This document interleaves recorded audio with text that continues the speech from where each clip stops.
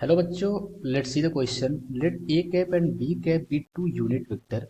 If the vector c is equal to a cap plus 2b cap and d vector is equal to 5a cap minus 4b cap are perpendicular to each other, then the angle between a cap and b cap is here. A option is given pi by 6, b option is given pi by 2, c option is given pi by 3, d option is given pi by 4. तो हमें यहाँ पर चार option given है और हमें बताना है कि ये चारों ऑप्शन में से कौन सा ऑप्शन करेक्ट होगा। तो जो की कंसेप्ट हम लोग यूज करेंगे इस क्वेश्चन को सॉल्व करने के लिए, हम लोग बेसिक वेक्टर्स का यूज करेंगे। बेसिक वेक्टर्स के फॉर्मूलाज यूज करेंगे, हम लोग बेसिक वेक्टर्स का फॉर्मूलाज यूज करेंगे। एंड हम लोग अगर लेट से कि गिवन है, अगर कोई दो वेक्टर आपस में परपेंडिकुलर है तो जो उनके बीच का रिलेशन होता है, लेट से कि एक ए वेक्टर गिवन है एंड एक जो है बी वेक्टर गिवन है। अगर ये दोनों परपेंडिकुलर है तो इनके बीच का रिलेशन क्या होता है? इनके बीच का जो रिलेशन होता है वो होता है A vector dot B vector is equal to zero. ये बहुत इंपॉर्टेंट रिलेशन है कि अगर दो वेक्टर आपस में परपेंडिकुलर है तो अगर डॉट प्रोडक्ट लेते हैं तो वो इक्वल टू किसके होता है? जीरो होता है।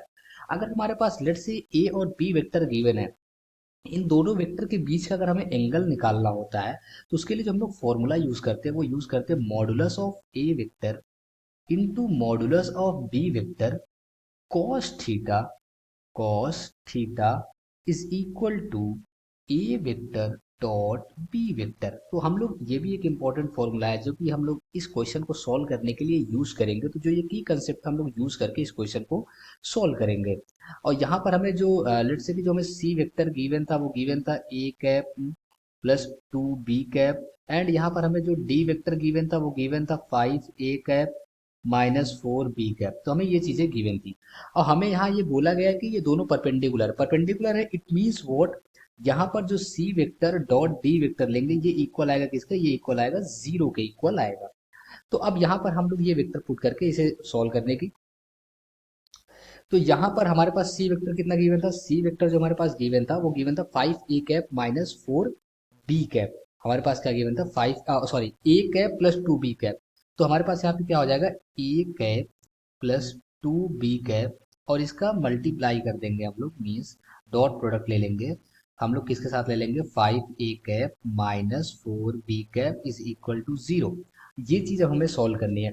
अब हम लोग जब इसका मल्टीप्लाई करेंगे, जब इसका ए का इसमें 5a कैप में, ए कैप का फिर माइनस 4b कैप में, तो हम लोग जब इसका मल्टीप्लाई करके देखें तो जब हम इसे मल्टीप्लाई कराएंगे तो हमें क्या मिलेगा? यहाँ से 5 मॉडुलस का ए वेक्टर का square plus 6 A vector dot B vector minus 8 B vector का square is equal to zero. तो हमें ये चीज मिलने वाली, और हमें जैसा कि मालूम था क्वेश्चन में हमें गिवन था ये बात कि ए कैप एंड बी कैप जो है एक यूनिट वेक्टर गिवन है।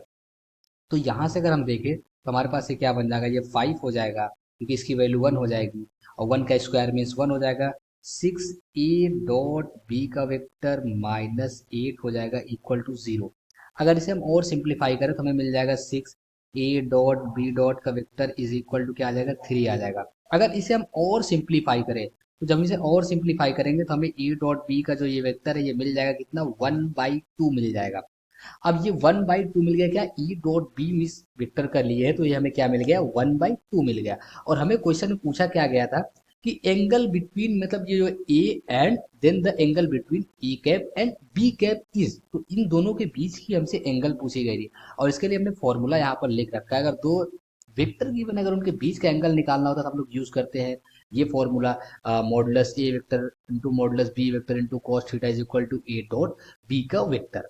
तो अगर हम यहाँ से ये चीजें देखें, अगर फॉर्मूला यूज करें, अगर ये वाला फॉर्मूला आप लोग, तो यहाँ पर हम लोग लिख सकते हैं मॉडुलस ए वेक्टर फिर मॉडुलस बी वेक्टर फिर यहाँ पर क्या? Cos theta is equal to A vector dot B vector. तो यहाँ पर एज वी नो कि हमें ये चीज मालूम है कि यहाँ पर ये यूनिट वेक्टर गिवन है, इट मीन्स इसकी और इसकी वैल्यू 1 हो जाएगी। So cos theta is equal to, और इसकी वैल्यू हम अगर ऊपर से पुट कर दे तो क्या हो जाएगी? 1/2 हो जाएगी। तो कॉस थीटा की वैल्यू अगर 1/2 पुट कर दिए यहाँ पर, मतलब आ गई, अगर कॉस थीटा की वैल्यू 1/2 आ गई, it means what? We get theta is equal to, हमें यहाँ से क्या मिल जाएगा? π/3 मिल जाएगा। तो ही ये सेटिस्फाइड करेगा, यही हमारा आंसर होगा। Hope you will understand it. Best of luck. Thank